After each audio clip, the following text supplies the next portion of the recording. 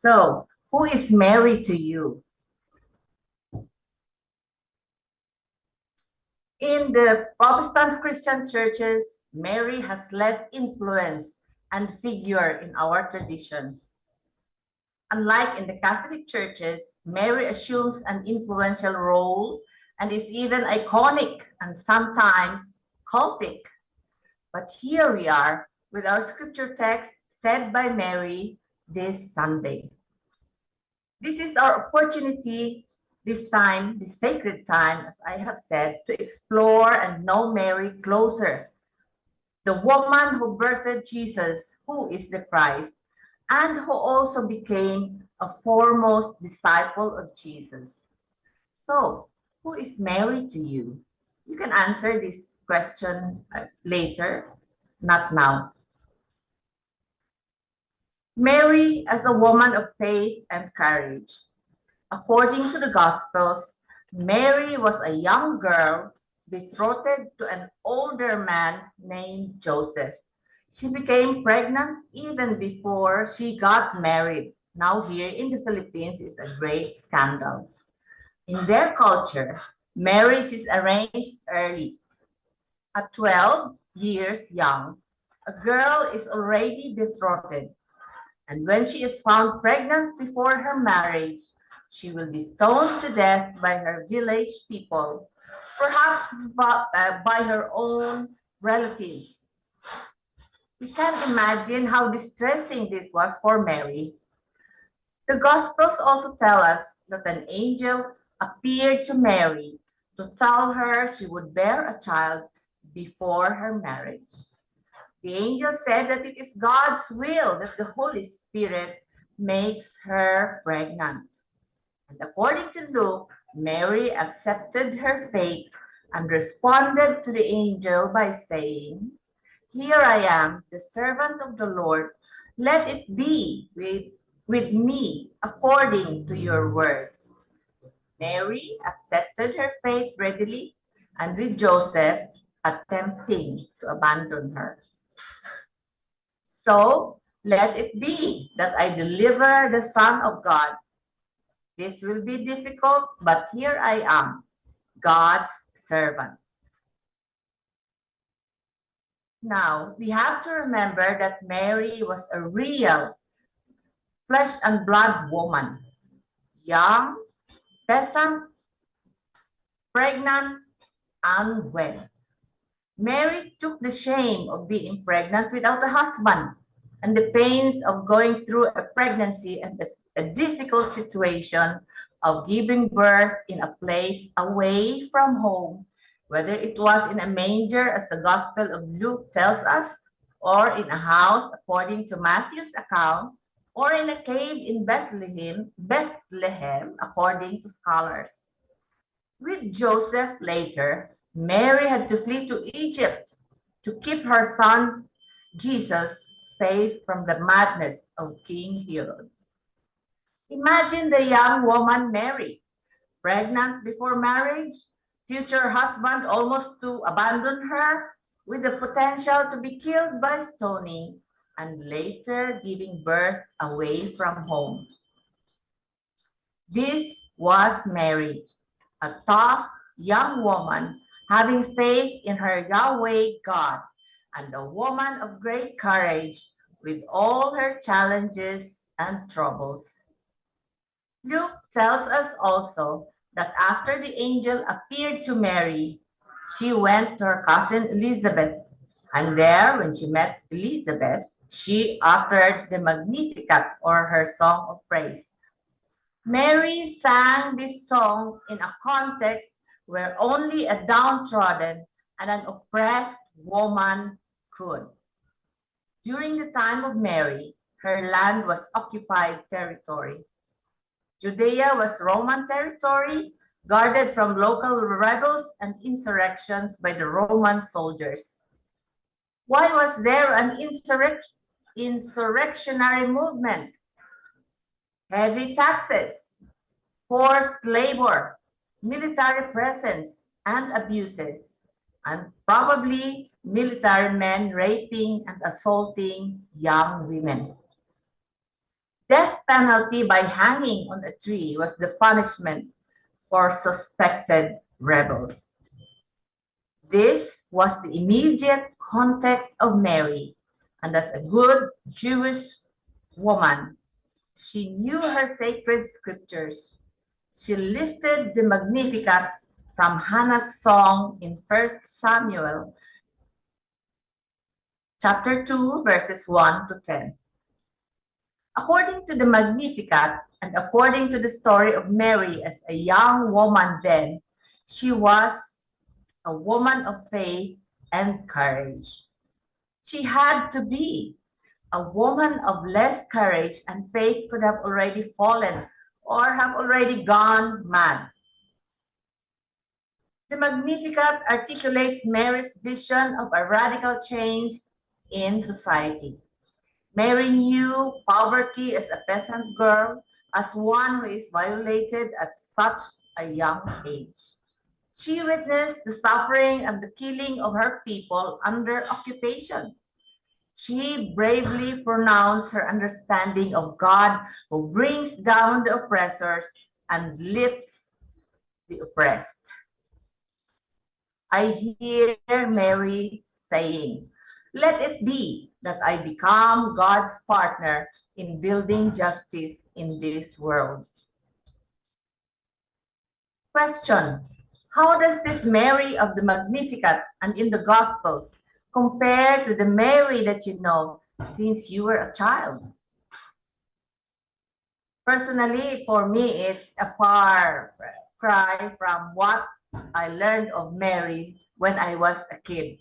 She's a woman stepping on a serpent stationed in the clouds with immaculate clothes and stars, halo in her head, and she's very, very pretty. Again, you can answer the question much later. What kind of spirituality and obedience does this Mary of the Magnificat and the Gospels inspire us? First, Mary models a bold and courageous spirituality. The Magnificat is a clue about her people's condition of massive exploitation and oppression. It is this bold spirituality, as reflected in the Magnificat, that criticizes our conditions today. I speak from my own context of inequality, of the distribution of wealth, where there are only a few who own the vast riches of our land, while many are wallowing in poverty. Where there is vast and wanton corruption in government, as well as in churches, where greed of the few and blind consumerism of the many destroy the earth by drilling and mining it, plundering Mother Earth, in other words. Where women and children are traded or trafficked, where modern-day colonization and slavery push our people deeper into poverty, where the rule of the powerful men perpetrates violence against women, children, the subordinated men, and people of other sexual orientation, gender identities and expression, and sexual behaviors. Vast poverty with pockets of affluence, frequent calamities, human-made and natural, with accompanying exploitation by those in powerful government positions. These days, this is a very sad reality in many poor countries in Asia, especially in the Philippines, which is the most threatened country, threatened by climate change, where our national wealth is exploited and enjoyed by foreign capitalists, including Australians, and not by the indigenous peoples or the Lumads. Lumads are our indigenous peoples in Mindanao, where abuse and violence against those who are disempowered, like the women, children, the lesbians and gays, bisexuals, the trans, and plus, because there would be more, are rampant, where religious leaders either connive or keep silent about the exploitation and oppression of our people. This is so Philippine context and reality, and you have your own context. How does the Magnificat speak to you in your own context? I know there are a lot of immigrants in Australia. There are a lot of Filipinos who went to Australia to find better work opportunities, better lives. And other Asian peoples, not only Filipinos, but I think there are more Filipinos than the rest of the Asians in Australia. Mary's words in the Magnificat are sharp pronouncements on oppression and exploitation that strike the oppressors at the heart. Dietrich Bonhoeffer, a German pastor and theologian who was executed by the Nazis, called the Magnificat the most passionate, the wildest, one might even say the most revolutionary hymn ever sung. I believe so. The Magnificat is also a clue as to how she, as a Jew, as an oppressed Jewish woman, perceived Yahweh God, that God is the God of justice and righteousness. Her words inspire works of liberation and justice until today in many places, and here also in the Philippines. And this Christmas season, she helps us to rebirth courage and hope in loving this world more than a world that is more that is war torn, destroyed, with many who are cold, hungry, homeless, orphaned, widowed right now as we speak, and with many who just opted to look away. Perhaps, and I believe this, Mary sang the Magnificat as a lullaby for her son. Mary followed a God who took the side of the poor and the oppressed, a God who brought down kings and kingdoms, and a God who wept with those who weep and who cried with those who cried. Mary nurtured her son Jesus very well. Second model, Mary models a compassionate and caring spirituality. Mary was a foremost disciple and follower of Jesus in his ministry.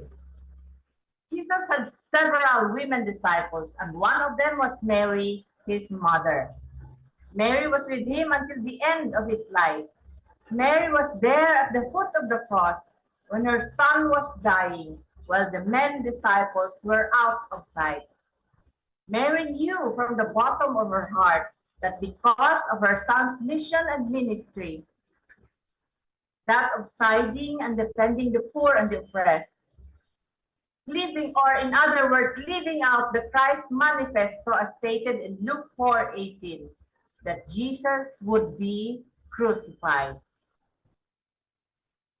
Mary was a weeping mother, a mother whose heart was pierced for the killing of her son, the son whom she knew had a mission and whose mission she shared in her own life. Mary knew pain. She too was a wounded healer and comforter for the suffering people. She embraced and lived a compassionate and caring spirituality by being a follower and disciple of Jesus. We are called to go back to the biblical Mary and relate to her as the compassionate mother who accompanies her struggling children. How do we meaningfully express our faith like Mary as we journey with our people in their pains and struggles? How do you do this in your own community? Mary also invites us to be her companion as passionate disciples of Jesus, to seek justice for the oppressed, to comfort the afflicted, to welcome the neglected and the marginalized, to feed the hungry, to send the rich without a bite. I like that phrase. To clothe the naked, to work for the release of the captives, and to announce the good news of God's unconditional love for all. This is the spirituality of Mary that we need to emulate. A spirituality that is bold and courageous, compassionate and caring. And Mary is our accompanier in our journey to a fuller life, a life lived like Jesus, a life lived according to God's will. For what does God require of us mortals? I'm reading Micah 6:8, to do justice, to love kindness, and to walk humbly with our God. This is what Mary and Jesus did in their lives and ministry.